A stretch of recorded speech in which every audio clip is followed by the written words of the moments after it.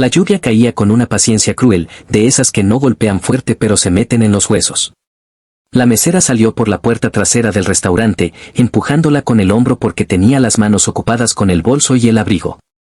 Había sido un turno largo, con clientes exigentes y propinas escasas, y lo único que quería era llegar a casa, quitarse los zapatos mojados y dormir sin pensar en nada.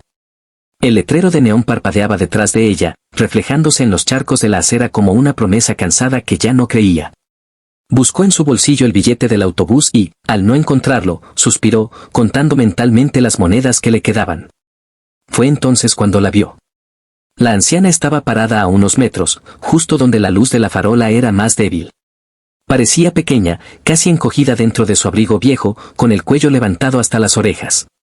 Sostenía un bolso gastado contra el pecho como si fuera lo único firme que le quedaba en el mundo.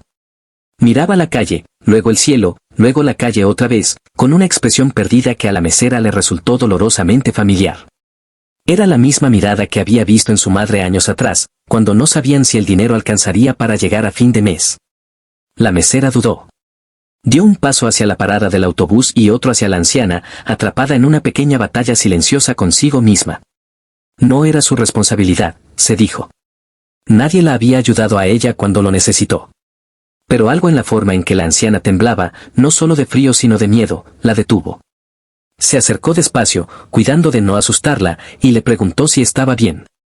La anciana levantó la vista, sorprendida, y sus ojos claros brillaron con alivio al encontrar una voz amable. «Perdí el último tren», dijo la mujer, con un hilo de voz. «Mi casa queda lejos, y ya no puedo caminar tanto». La mesera miró la calle vacía. A esa hora, los autobuses pasaban cada vez con menos frecuencia. Un taxi se acercó despacio, como si hubiera estado esperando esa escena. El taxímetro brillaba incluso antes de que el coche se detuviera, recordándole a la mesera exactamente cuánto costaba cada minuto. Tragó saliva. Pensó en su nevera medio vacía, en el alquiler atrasado, en las monedas que contaba una y otra vez cada noche. ¿Tiene dinero para el taxi?, preguntó, aunque la respuesta ya estaba escrita en la forma en que la anciana apretaba su bolso. La mujer negó con la cabeza, avergonzada. «No quería molestar a nadie», murmuró. «Pensé que podría arreglármelas». La mesera cerró los ojos un segundo.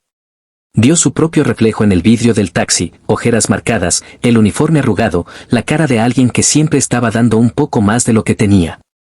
Abrió los ojos y, antes de que su miedo pudiera detenerla, abrió la puerta trasera del coche. «Suba», dijo. «Yo me encargo». El conductor arqueó una ceja, esperando confirmación. La mesera asintió, sacando las monedas y los pocos billetes de su bolsillo, colocándolos sobre el asiento delantero con manos firmes aunque por dentro todo le temblaba. Le dio la dirección al conductor, escuchando cómo el taxímetro comenzaba a correr, cada número cayendo como una gota pesada en su conciencia. La anciana la miró desde el asiento trasero, con los ojos llenos de algo que parecía gratitud y culpa al mismo tiempo. «No sé cómo agradecerle», susurró. «No es poco lo que está haciendo». La mesera sonrió, una sonrisa pequeña pero sincera. «Solo llegué a casa», respondió. «Eso es suficiente». El taxi arrancó, y la mesera se quedó sola bajo la lluvia, observando cómo las luces rojas se perdían entre el tráfico distante. De pronto, el frío pareció más intenso. Miró sus manos vacías y soltó una risa breve, casi incrédula. No sabía cómo volvería a casa ni qué comería al día siguiente, pero algo dentro de ella se sentía extrañamente en calma. Caminó hacia la parada del autobús, empapándose poco a poco, con los zapatos haciendo ese sonido incómodo contra el pavimento mojado. Cada paso era una mezcla de preocupación y una ligereza inesperada. No había hecho un plan, no había pensado en consecuencias ni recompensas. Solo había visto a alguien necesitando ayuda y había actuado. Mientras esperaba bajo el techo oxidado de la parada, con el cabello pegado al rostro y el abrigo chorreando agua, pensó que tal vez el mundo no cambiaba con grandes gestos, sino con decisiones pequeñas tomadas en momentos incómodos. No tenía idea de que esa noche, esa lluvia y ese taxi estaban a punto de cambiar su vida de una forma que jamás habría podido imaginar. La habitación de la mesera olía a humedad y a sopa instantánea. Era un cuarto pequeño, con una sola ventana que daba a un patio interior donde nunca entraba el sol. Se quitó el abrigo mojado y lo colgó en el respaldo de la silla, viendo cómo el agua goteaba lentamente sobre el suelo. Sus zapatos quedaron alineados junto a la pared, todavía empapados. Encendió la hornilla eléctrica y rompió el sobre de la sopa con movimientos mecánicos, como si su cuerpo siguiera funcionando aunque la mente estuviera en otro lugar.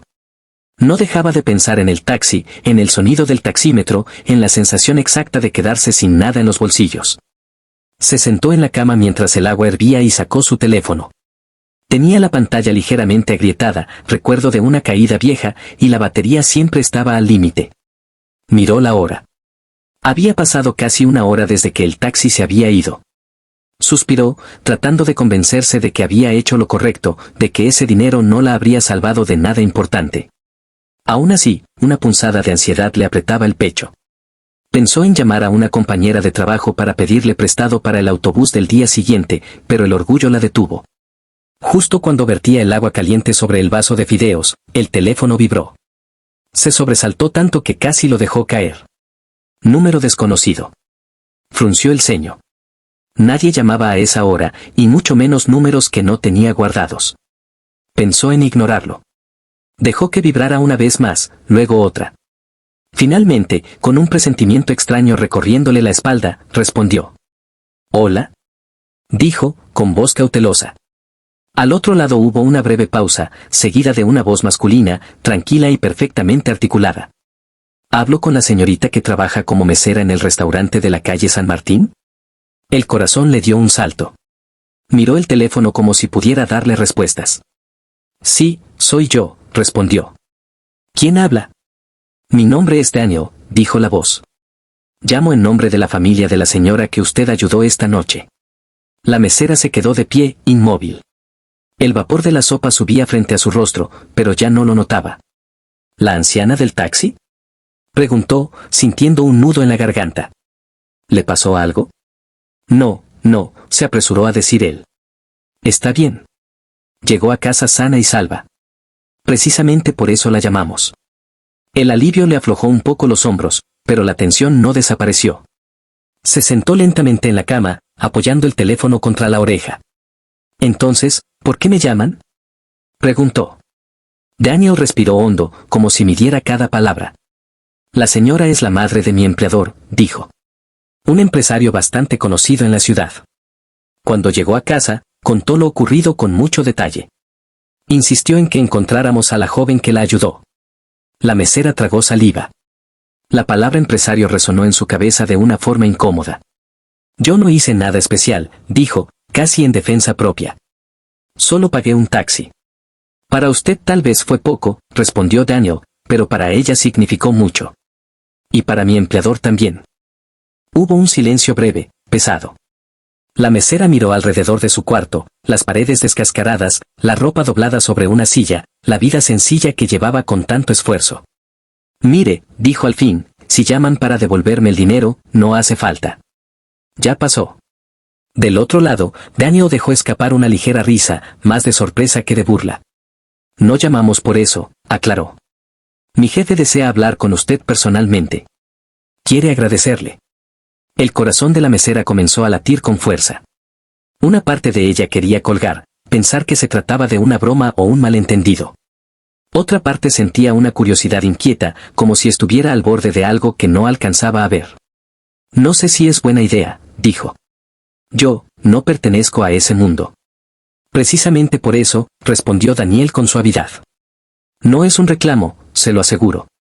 Es gratitud. Él solo quiere conversar unos minutos». La mesera cerró los ojos. Recordó el rostro de la anciana, su voz temblorosa, la forma en que había apretado el bolso contra el pecho. Si esa mujer confiaba en ella, tal vez podía confiar una vez más. «Está bien», dijo finalmente. «Puede decirle que acepto la llamada». Daniel le indicó que esperara. Colgó.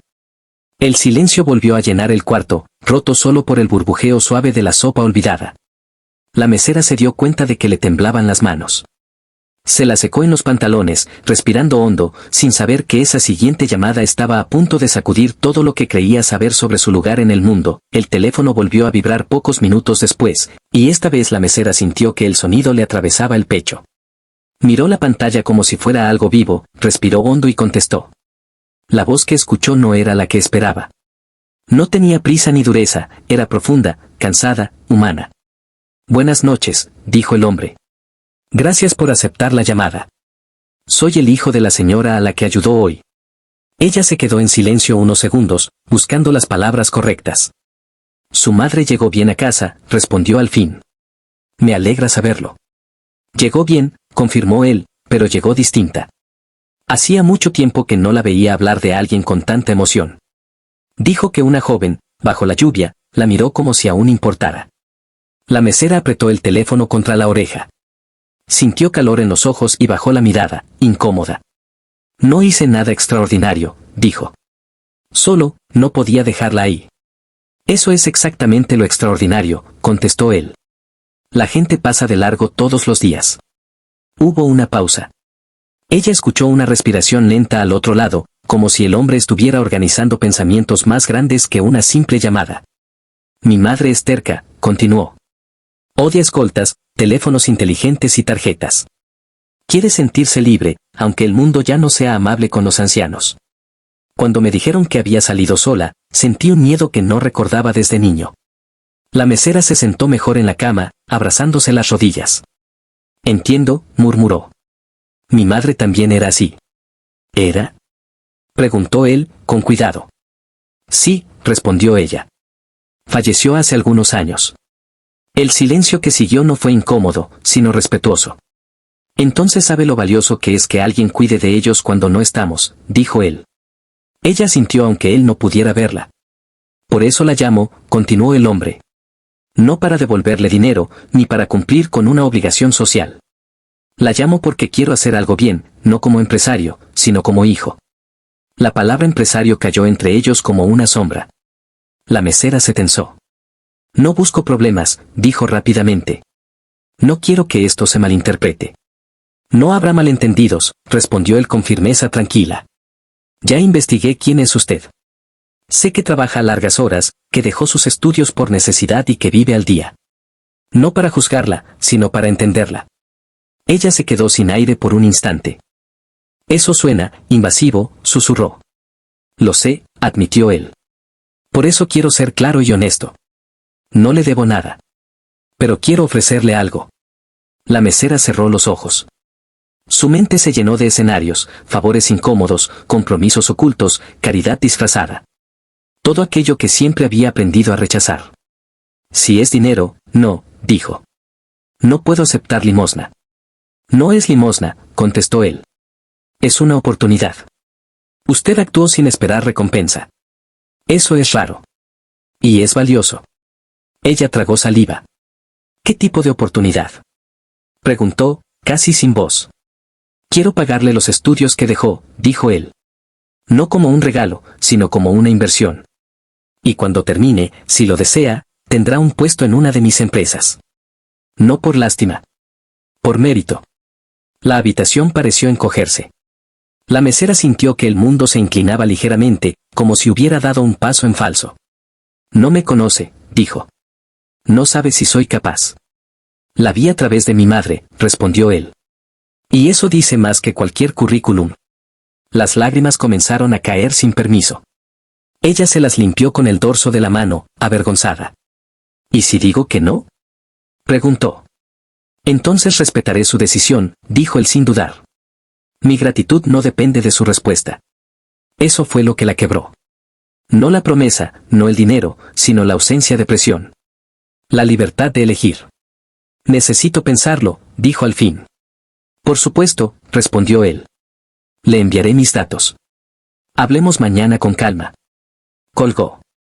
La mesera se quedó sentada, con el teléfono aún en la mano, mirando la pared esconchada frente a ella. Pensó en la lluvia, en el taxi, en las monedas que ya no tenía. Pensó en su madre, en lo que habría dicho si la viera ahora. Se recostó en la cama y dejó que las lágrimas fluyeran, no de tristeza, sino de un miedo nuevo y extraño, el miedo a que la vida, por una vez, estuviera abriéndole una puerta de verdad. Esa noche no durmió.